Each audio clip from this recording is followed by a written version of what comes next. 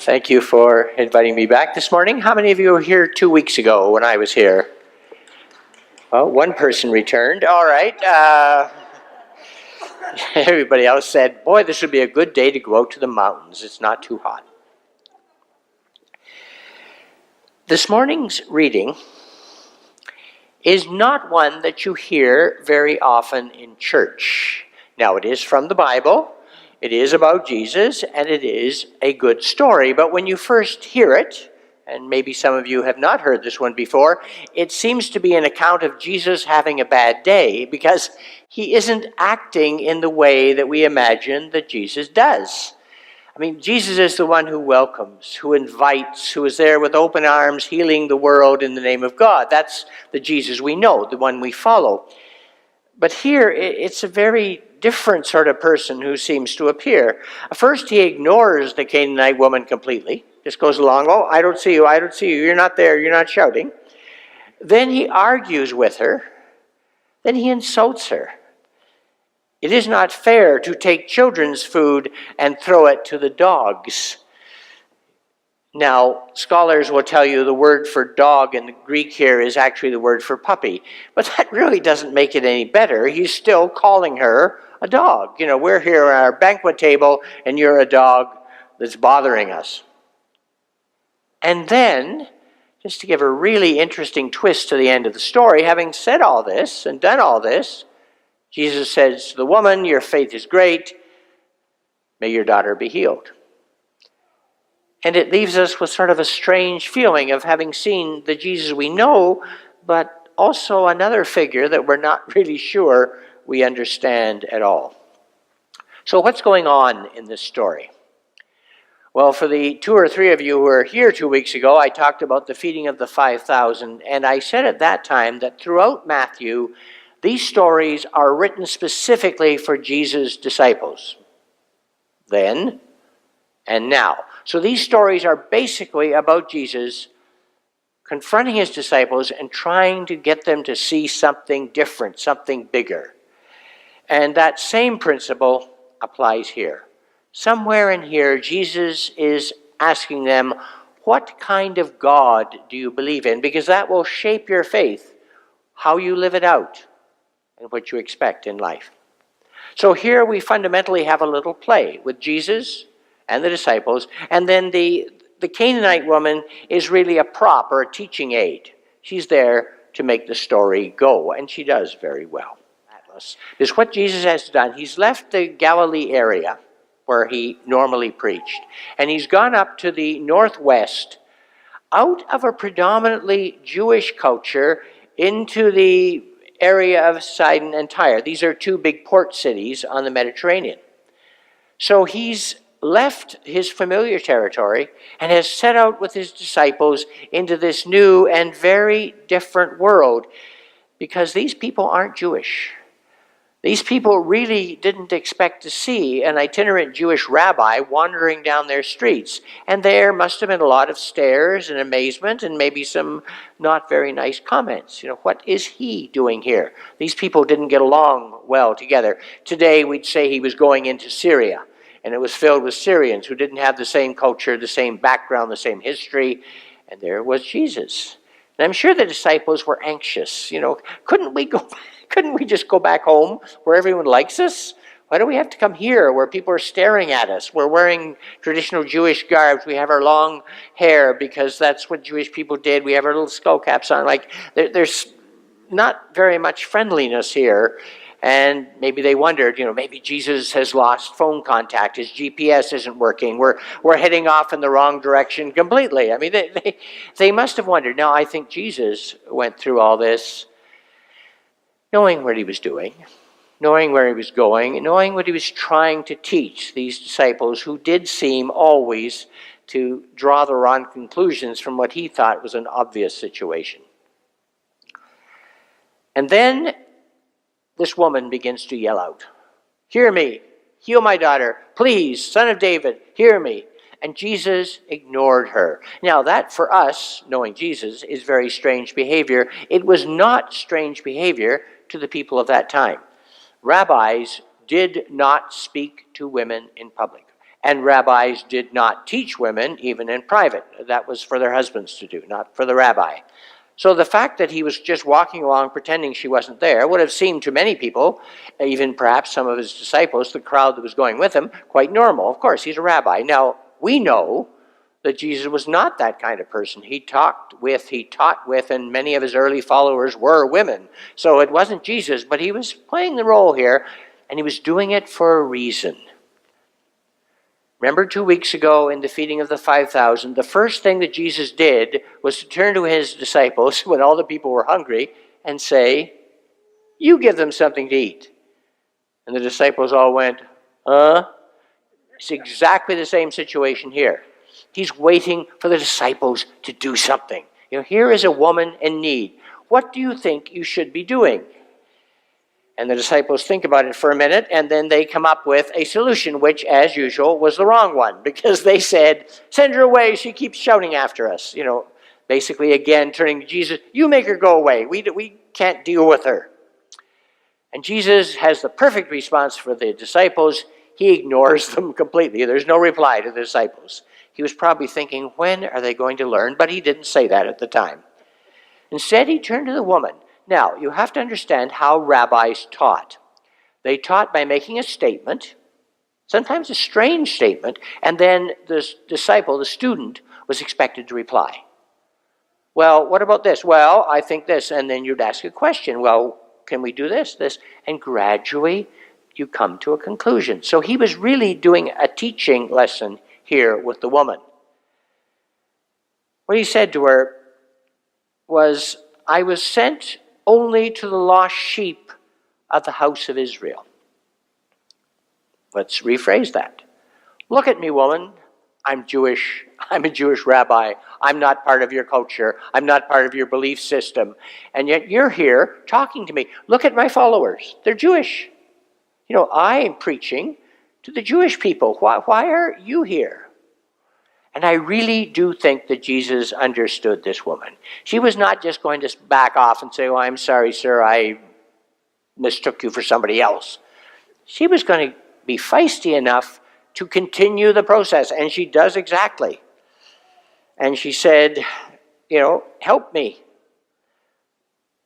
And Jesus then said to her, his reply was, "It is not fair to take children's food and throw it to the dogs."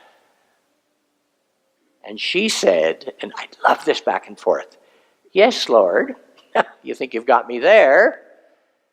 Yet even the dogs eat the crumbs that fall from their master's table."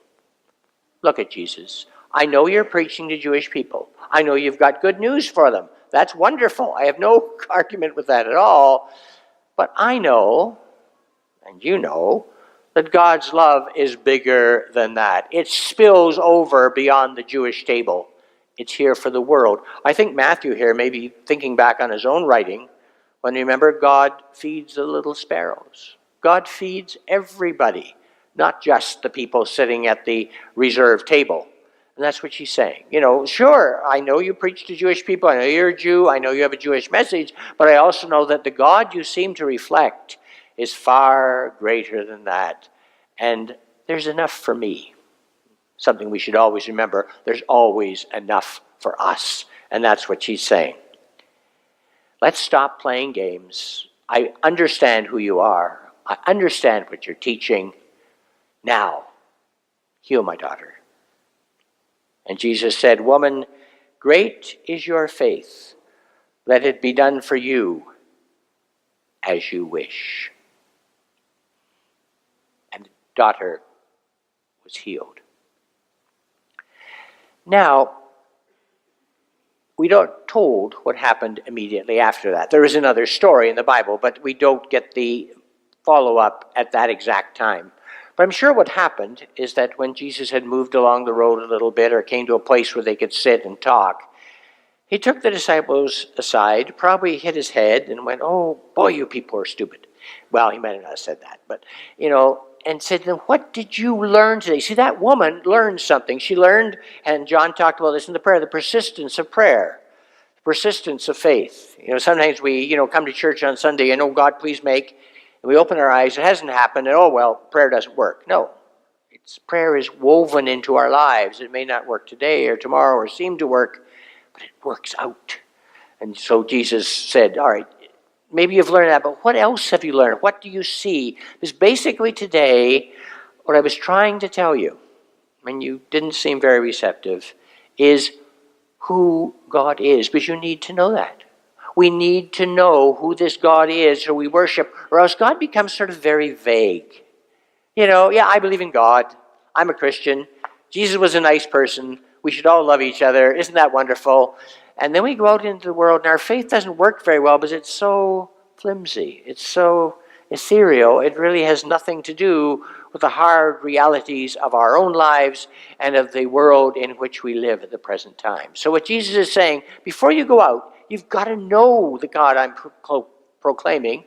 And this was a chance. I remember when my son was about 12 years old, my younger son, he decided he wanted to learn the trumpet. Why he wanted to learn the trumpet, I do not know. But it moved him that he would learn the trumpet. And so we went out, and yes, we bought the trumpet and got him the lessons. And we suffered through it. Notice I didn't say he suffered through it. He was sort of oblivious to the whole thing. But we had to listen for 20 lessons while he, I think the verb is played, it probably really isn't, but while he manipulated the trumpet in various forms in our house.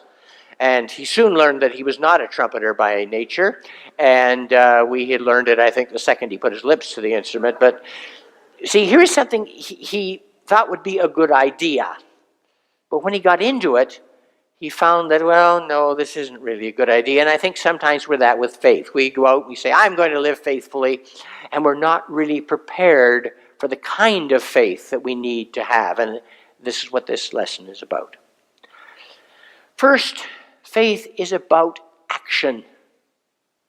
That's the main word about faith. It's not about primarily sitting in church and praying or meditating at night. It's about action. It's about living what God wants us to live. I mentioned that 2 weeks ago when I talked about the feeding of the 5,000. The disciples had to learn, they had to respond to things, and so do we. Because often we see God as out there somewhere, or maybe most often back there somewhere. Oh, God was in the Bible. Yeah, I know that, which is good, but that's not the world I live in. I'm here now. So God being out there or over there, or sometimes even in the future, God's going to do something sometime, somewhere. Right now I'm miserable, but maybe someday I won't be. And that's not the faith we have. God is calling us right now to action, not somebody else. Let's get the experts to do it. I think that problem should be solved by somebody else. No, God is calling us all the time to action. In writing about Eleanor Roosevelt, her biographer said, she responded to every appeal for help. Indeed, sought to anticipate them. To friends who felt that she ought to save her energy for more important things, Eleanor replied, whatever comes your way is yours to handle. Yeah. That's, I think, what Jesus was trying to tell the disciples. This woman's come your way, she's yours to handle. This week, beginning right now, we're all going to have things we need to handle. And our first response is usually, who else can do it, or what else should I be doing? And Jesus said, no, this is where your faith comes in. I can do this. I'm going to do this. I may need some help from friends, but I've got them too. Let's go at it. Let's work it. Our faith is really playing catch up with Jesus, who's always a couple of steps ahead of us and saying, hey, here comes something else. And we'll say, yes, it is. And I'm one of your followers, and I can do it. So that's the first thing, that faith is about action, and you've got to be ready to act. Just to sit and wait patiently doesn't really get much done at all.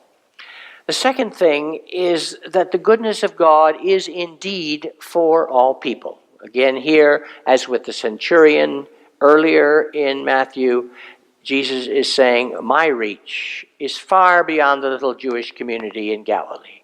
My reach is the world. We're all in this. And we have to understand it and have to always have that inclusive mindset. Because if we lose it, As individuals or as a society, we fall into Charlottesville or Barcelona or Finland, or even the threats against one of the candidates in our own city's elections coming up, the hate threats, the violence. We allow it to thrive because, well, they're not our kind of people. They're somewhere else. They don't always agree with us. No, Jesus said we, everybody, are the children of God. We want to step away from it, but it's our ministry. It's one of the reasons, by the way, I love coming to downtown churches like this one, because the variety you get here is wonderful. People of all social statuses, all nationalities, all backgrounds, all depths of faith, from people who wandered in off the street today to people who have been here since the days of Nelson Mercer. You meet together. You're not all the same. You're wonderful. You're that big variety, and you are a snapshot of what the Christian community should look like. Everybody.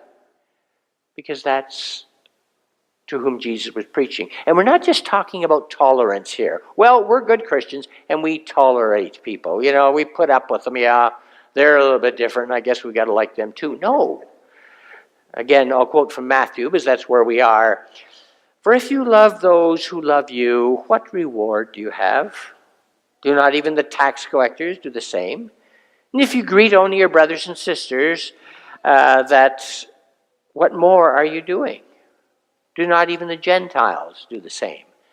Everybody can be tolerant, can put up with things. As Christians, we're called not to be tolerant, but to be loving, to see each person as a child of God, each person around us, here this morning and out there in the street and in our workplace and in the community, each person around us as being a potential person to carry out God's will on earth. Do we always understand other people? No, but we try. Do we always agree with other people? No, but we try to learn. Why does this person act so differently from me or believe so differently from what I believe? Let's talk together and let's work together and let's be together as the people of God. And then finally, I think God always challenges us. God is always the voice calling us to do more. Sometimes we feel, well, I've accepted Jesus, I go to church on Sunday, I can check off that on my box, I've certainly carried that out. No. Jesus is always saying, come on, let's learn something else. That's what he did with the disciples every day. Come along, guys. And there were women with him too, by the way, from what we can gather. Let's go and let's do things. I mentioned being a diverse community. And that's good, primarily not only because it shows who we are as the people of God accepting one another, but that it reminds us that there are people around us to whom we have to listen who are not the same as ourselves. Because our tendency as human beings, I'm the same, is to stick with PLUs. You know any PLUs? PLUs are people like us. We tend to stick with people who think like us and have a house in our neighborhood and a similar background and similar beliefs. And we feel good there because they're like us. You can't really make them angry because you all agree. I remember when I was the minister for many years at Knox down the road here, there was a man who used to come in, and every week he'd come up to, at that time, Bruce Vanstone and I, and say, people have been saying. Now, when he said, people have been saying, you might think that there was a great revolution taking place out there that we didn't know anything about. What he meant by people was he and his wife and the couple they drove home every Sunday after church.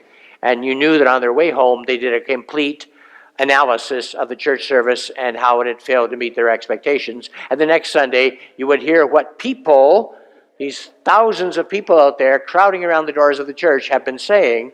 And we eventually, we'd listen to them. He often had a very good point, and that's what we need to learn. But you see, if we only stick with people like ourselves, we begin to think that's what the whole world is like. Oh, everybody believes like we do, and everybody sees things, and I really can't see why there's any problems because we all like each other. It's when we listen to other people who have vastly different opinions from ours, who can't understand why we're doing what we're doing, and dialogue with them and try to love them, that we see a much, much bigger picture. There's where the challenge of God comes. God is that voice that may say to you, you've always believed A, but you may not be 100% on that one. Keep your ears open, keep your eyes open, keep your mind open, keep your heart open. And that's a part of what faith is. That's the kind of God we worship, is one who's constantly calling us to grow. Because if you aren't growing, you're dead. That's the alternatives. I don't like that second alternative. I like the first one. Bishop John Spong was on, I think it was I forget what talk show. It was one of the talk shows. And they were talking about a presidential candidate, this was a few years ago, who spoke to God all the time and sort of knew what God wanted him to do. And Spong said, I hear a lot of that. And what bothers me about that is often when people have a God who tells them what to do, very seldom does that God ever tell them anything they didn't already believe.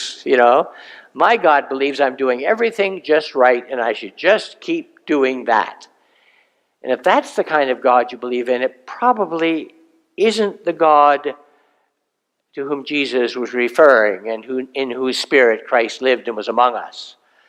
Because our God is always saying, well, boy, you've done well. You really are getting on there in faith. You did some wonderful acts of compassion today. I think that's good, but you still got more to learn. Your love can still be made a bit bigger. And that's the voice we need to hear. Keep studying. Keep listening. Keep thinking. When you sort of feel you've come to the point in your faith where you can stop thinking. Well, I don't need to think anymore. I know exactly what I should be doing and why I should be doing it and how I should be doing it. When you come to that point, probably actually God has stopped speaking to you, or more correctly, you've stopped hearing what God is saying. Our love needs to be bigger. Our knowledge needs to be bigger. Our faith needs to grow. It's a wondrous process we enter into. And this is the kind of God that we worship. This is the God that Jesus was trying to make known, with some success, with his disciples. A God who calls us to act, who calls us to take the faith we think about and sing about here and carry it out in the world. A God who calls us to reach out to everyone, because everyone is a member of God's family. No matter where they come from, no matter what their religion is, they are people of God as well, and we welcome them. God is a God who calls us to see what needs to be done and to constantly expand our faith and our love and consequently our sense of wonder in the world, because God is with us. And God does heal, and God does hear, and God does strengthen. And for that, thanks be to God.